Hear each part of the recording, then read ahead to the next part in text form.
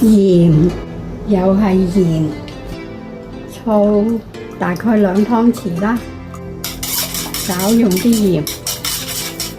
茄子切好就放落鹽醋水嗰度浸住佢，浸大概半個鐘頭。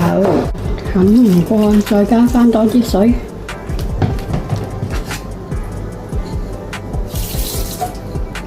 揾石碟砸實佢，所有矮瓜都要浸咗喺水入邊。切好咗嘅豆腐都擺落頭先嗰碗鹽水嗰度浸住佢。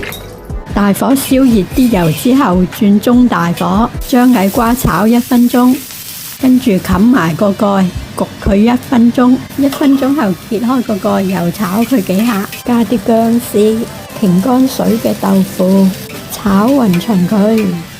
加大約1湯羹嘅麵豉，炒勻勻佢，加返1.5茶匙嘅糖，又係炒勻勻佢，加少少水，冚埋個蓋煮佢2至3分鐘，煮好咗啦，又炒幾下先，加啲芫茜更加美味，又再炒下佢，今次真係得啦，有得食啦！今日嘅家常素菜茄子炆豆腐。